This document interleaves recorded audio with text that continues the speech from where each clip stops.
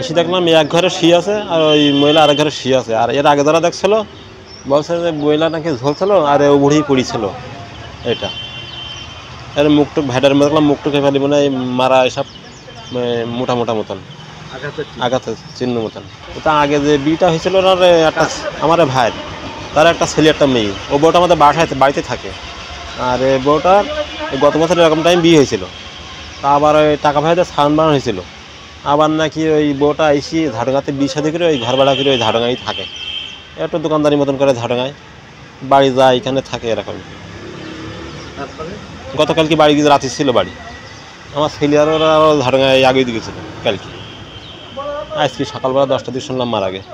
সকাল 10:30টার দিকে হঠাৎ করে জাউডাঙ্গা ইউনিয়নের ভাইস চেয়ারম্যান উনি আমাকে ফোন করলে জানালেন যে জাউডাঙ্গার ওয়ারিয়া গ্রামের পালপাড়া গ্রামে আপনার দুটা মৃতদেহ নাকি পড়ে আছে বাসায়। তাৎক্ষণিক সময় আমি আমার কিলো ছিল টহল ডিউটি তাকে পাঠালাম, আমি নিজেও আমার ফোর্স নিয়ে গেলাম। আমি আমার সিনিয়র অফিসারদেরকে অবগত করলাম বিষয়টা। স্যারদের বললো যে দ্রুত যাও। ঘটনাস্থলে গেলাম, গিয়ে দেখলাম যে আপনার ও ভাড়াটিয়া হিসেবে তাকে আবুল কালাম আজাদ নামে, সে তার কাপড়ের দোকান জাউডাঙ্গাতে, সে ভাড়াটিয়া হিসেবে দোতলা এক বাসায় বসবাস করে। যাওয়ার পরে দেখলাম যে তার গেটটা খোলা আছে আর যে সে এক রুমে পড়ে আছে, আপনার ফ্লোরে পড়ে আছে।